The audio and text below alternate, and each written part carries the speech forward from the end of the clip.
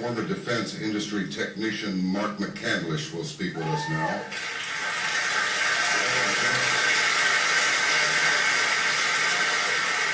Good evening. I've got an awful lot of technical information that I want to share with you so you can try to understand what these substances that are being put into the environment do, how they work, where they came from, how the process was developed. Now, when we talk about aluminum, we talk about barium, we talk about strontium, these are actually kinds of metals. Aluminum oxide in particular is an oxide of aluminum that contains 2 atoms of aluminum and 3 atoms of oxygen. So if you break these things, these particles, down to the smallest size you can in a nanoparticle form, you can literally put this material in the jet fuel, and it will actually enhance the combustion process, because as the aluminum is vaporized along with the fuel, it releases all of the oxygen, so you get a much cleaner burn. Although the problem is that the aluminum comes out of the exhaust pipe, condenses, and then comes down to the ground. But this process also allows to put the aluminum into the environment as condensation nuclei that then help to promote different processes for modifying the weather. Now, where did this come from?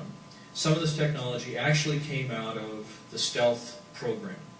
Now, the reason I say this is because stealth is about, particularly if you're talking about radar and aircraft, stealth was the idea that you would try to reduce the amount of radar energy that would be reflected off of an aircraft. When it's transmitted from the ground, it hits the aircraft, it reflects the signal back.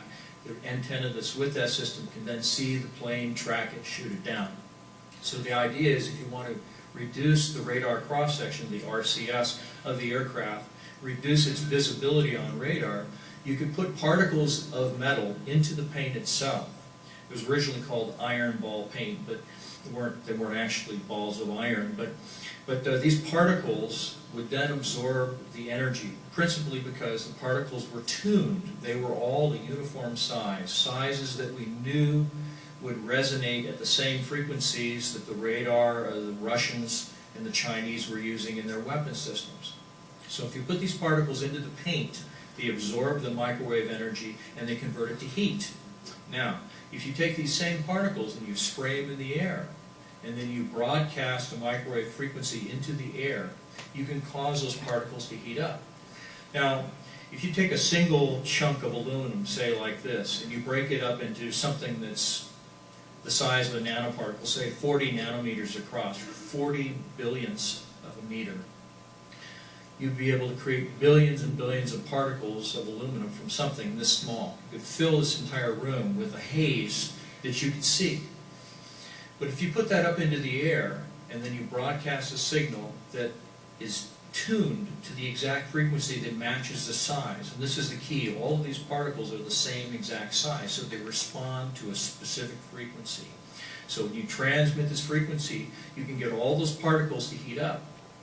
And because this item here has a relatively small surface area, you can magnify the surface area of this one object by billions of times by virtue of the fact that you've turned it into countless little balls of metal.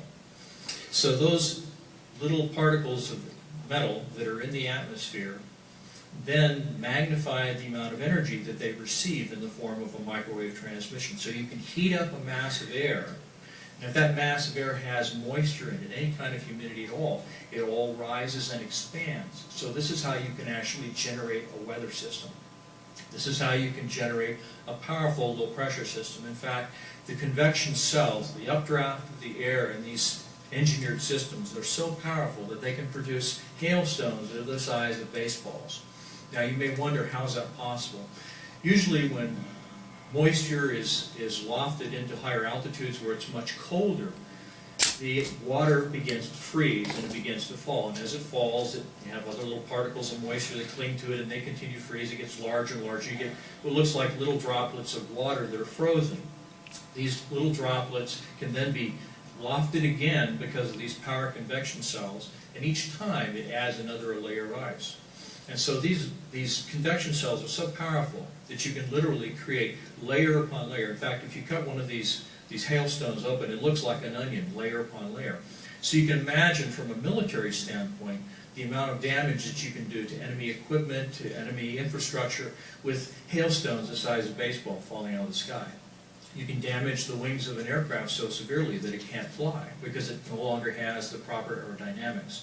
So there are lots of things that you can do from the standpoint of a weapon system or the weaponization of weather. One of the things that you have to understand too is that because metal is a conductor of electricity, if you put a lot of metal very evenly dispensed into the environment, the air conducts electricity much more powerfully. It's much more conductive, so you get more lightning strikes.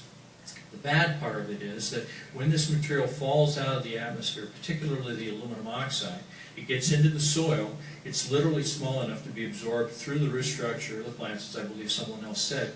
And so you have something right in the plants that if it heats up in a forest fire, it causes a forest fire to burn much hotter. This is one of the reasons why I believe the forest fires we're having now are so much more severe. In fact, if you look at the statistics from the state of California, NOAA, CAL FIRE, you'll find that the suppression costs of forest fires have doubled in the last 10 to 15 years. And it's largely because of the materials that are being put into the environment. Thank you very much.